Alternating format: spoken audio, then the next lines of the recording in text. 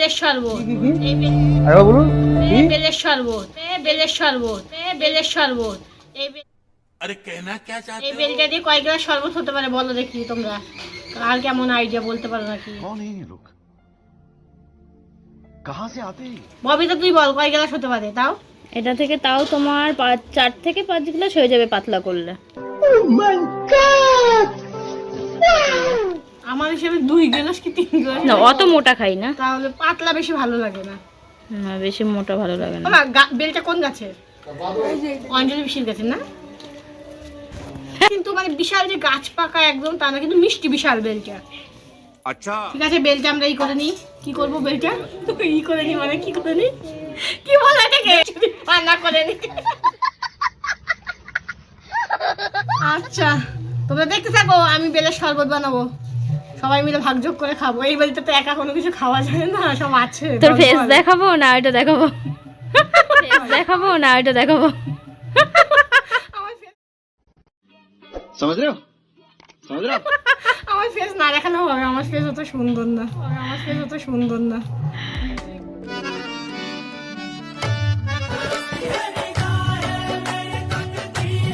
বন্ধ কর বন্ধ কর, আগে আমি বেলটা ই করে নিই।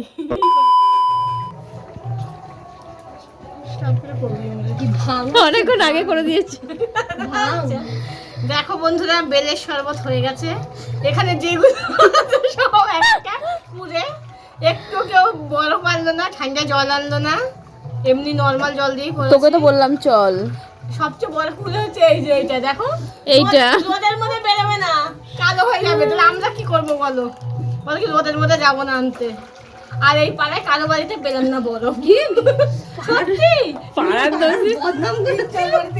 মিঠু মাসির বাড়ি গেলাম, বললো বরফ এখন বের করা যাবে না, জমে গেছে। নামগুলো বলতাম। পরে ব্লগগুলো দেখে নেবে, চিনে যাবে। দীপদের বাড়ি গেলাম, দীপর কাছে নেই, বাবনদের ফ্রিজ খেলা। আমাদেরটাই আছে চল। তুই আছিস না, যা দেখি। আমি উঠলে চান করতেই যাবো, আমি উঠি নাই মানে উঠি নাই। এ নাও এক এক কমা, তুমি ভাগ যোগ করে দাও যাতে যাতে থাকে।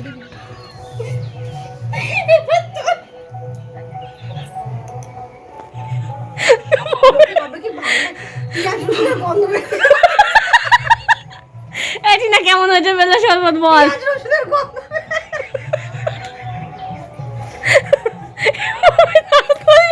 বাটি মাস নাই, তুই কিসে খাচ্ছিস? বল একটু কেমন হয়েছে ববিতা? অন্যদিকে ঘুরে আমি বলছি না ঘুরিয়েছি চিনার দিকে। হেবি সুন্দর আছে, একটু নুনটা আমার বেশি লাগছে, মিষ্টিটা একটু একটু বেশি লাগছে, একটু গরম লাগছে, ঠান্ডা নাই। গরম লাগছে ঠান্ডা নেই, মিষ্টিটা বেশি লাগছে। কম হয়ে গেছে, বীজগুলো মুখে পড়তে আর বীজগুলো মাঝে মাঝে পড়ছে। বল না অখাদ্য। বেলের শরবত কেমন হয়েছে? বললাম পেঁয়াজ রসুন গন্ধ। A few moments later বেলের শরবত কিন্তু অতও খারাপ হয়নি, ওরা কিন্তু মজা করে এরকম বলছিল, ভালোই হয়েছিল বেলের শরবতটা। আর এদিকে দেখো মা কাঠের উনুনে মাংস রান্না করছে। আজকে টিনা আর ববিতাকে খেতে বলেছি, কিন্তু ওরা আজকে খাবে না, কারণ আমি দেরি করে বলেছি ওদের বাড়িতে রান্না বান্না হয়ে গেছে, তাই ওরা শুধু তরকারিটা বাড়িতে নিয়ে যাবে। ফোনটা যদি ঠাস করে কাঠের রান্না না, কাঠের রান্না একটু অন্যরকমই হয়। এই কই গেল রে বাবি? এই তো এটা এই না তরকারি নিয়ে যা, দিয়ে আসতে হবে।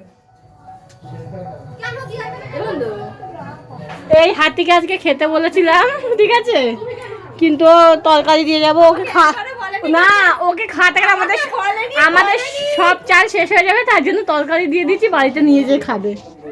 দেখো বন্ধুরা আমরা এখন রেস্টুরেন্টে যাবো, রেডি হয়েছি, কিন্তু আমাকে শাড়িটা পরে একদম ভালো লাগছে না, এই জন্য আমি দেখো এই যে ফুল শাড়িটা দেখো, তো এখন এই শাড়িটা চেঞ্জ করবো। अच्छा তো এখন এই শাড়িটা চেঞ্জ করবো, তোমরাই বলো এই শাড়িটা পরে কি ভালো লাগছে কি লাগছে না? তোর ক্যামেরা সবাই বলছে ভালো, এই তো আমার ক্যামেরায় দেখে সবাই বলছে ভালো লাগছে না, তাই চেঞ্জ করছি, ঠিক আছে? ববিতা আমাকে একটু দেখিয়ে দে। ক্যামেরাতে ভালো লাগছে যে দেখা যাচ্ছে। ঘরে ঢোক। আমি তো ভাবলাম যাওয়াই হবে না। দেখো বন্ধুরা চেঞ্জ করলাম, কারণ ওই শাড়িটা পরে আমাকে ভালো লাগছিল না।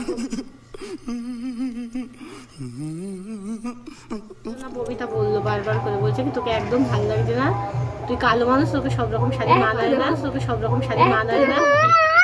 এতক্ষণ বলেছে সব মিথ্যা কথা বলেছে, আমি কিন্তু এইসব কথা কিচ্ছু বলিনি। আমি ওকে বলেছি সব কালার পরে দেখতে হয় কেমন লাগে, ভালো না লাগলে খুলে ফেলবি, আমি এই কথা বলেছি। वक्त बदल दिया, जज्बात बदल दिए, जिंदगी बदल दी। ओ भाई मारो मुझे, मारो मारो मुझे, मारो मारो। नहीं ये मजाक हो रहा है, एक सेकंड यार। তাহলে যখন আমি চেঞ্জ করলাম তখন বললি না কেন যে চেঞ্জ করতে হবে না, থাক ওইটা পরেই চ, তাহলে বললি কেন ওই কথা? इसे पार्टी की मीटिंग समझ के আমরা এখন টিনাদের বাড়ি চলে এসেছি। টিনা রেডি হয়ে গেছে। টিনা এখান থেকে সবথেকে বেশি সেজেছে, ঠিক আছে টিনা। আর টিনার মেয়ে কই? এই যে টিনার মেয়ে। মাম্মাম চল আমরা বের করতে যাবো সবাই একসাথে। একটা কাজ ভালো করে দিন রাত আমার বলিসটা কি 50 তো, হ্যাঁ আমার 62। অন্ধকার আসছে এখানে। এই তো টোটোর মধ্যে অন্ধকার হবে নাকি আলো হবে রে? হয়তো অন্ধকার। তাও একটু তুললাম, দেখলাম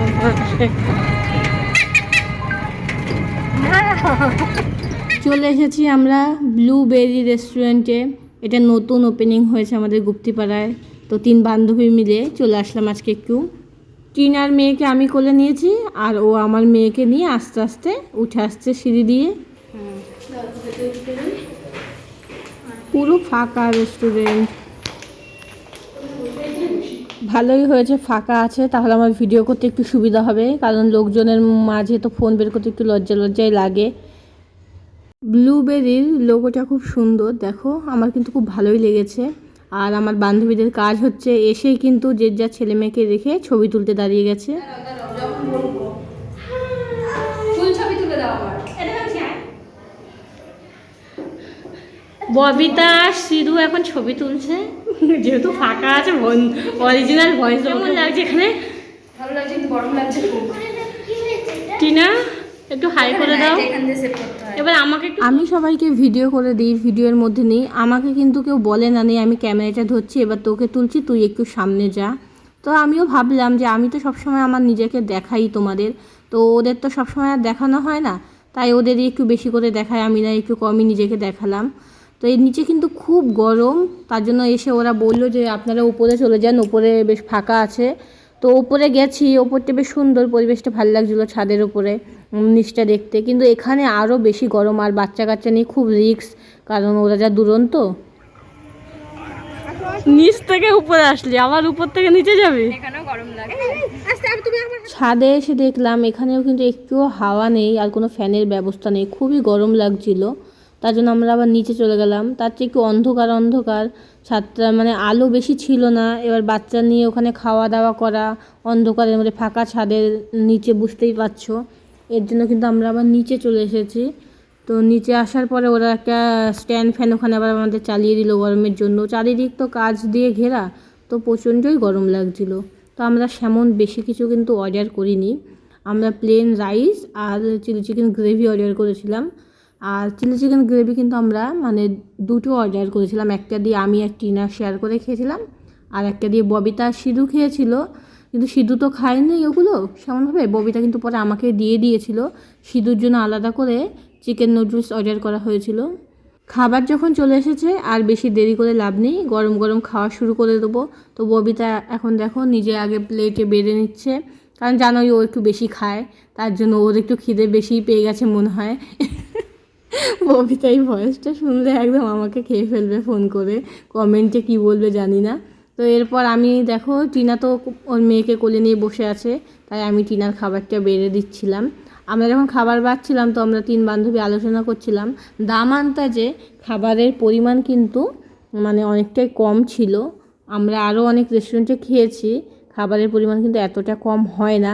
তো ওরা না শুনেছিল, লাস্টে বিল দেওয়ার সময় আমাদের অনেকটা ডিসকাউন্ট দিয়েছিল, অনেকটা ছাড় দিয়েছিল। কারণ যেহেতু আমরা আবার ফার্স্ট টাইম এখানে আসলাম, তো নেক্সট টাইম যাতে আবার আসি সেই কারণেই হয়তো। এখানে দাদার কাছ থেকে একটুখানি খেয়েও তুমি, এতে মানে নুডলসটা বেশি আছে। হ্যাঁ তুইরা তো মেনে মানে খেতে পারবি না।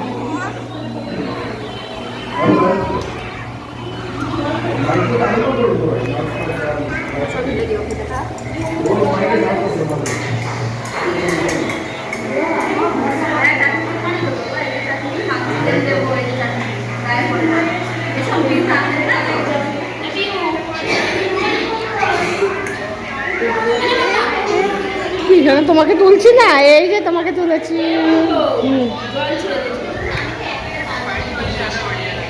একটুখানি ছিল, বেশি ছিল না। তো দেখো ববিতা আর টিনা খাচ্ছে, তো ববিতা তো ছেলেকেও খাইয়ে দিচ্ছে, আর আমার মেয়ে আর টিনার মেয়েদিকে পারলে ওরা টেবিলটাকে উল্টে দেয়, মানে টেবিলের কাভারটা ধরে টানছে, একবার প্লেট ধরে টানছে, প্লেটে থাবা দিচ্ছে, কি যে ওরা করছিল কি বলবো, খুবই দুষ্টুমি করছিল।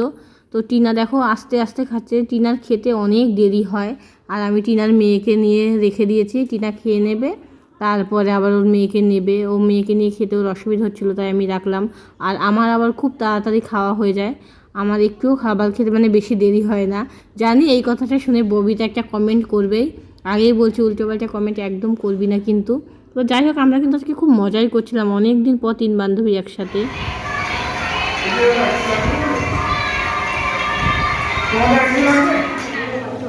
আচ্ছা ববিতা টিনা আমাকে বাই করে দাও, বাই বাই করে দাও, টাটা করে দাও, টাটা করে দাও। তো বাড়ি চলে যাচ্ছি এখন, আর ব্লগকে আজকে এখানে শেষ করে দিচ্ছি। তোমাদের কেমন লাগলো অবশ্যই কমেন্টে জানিও।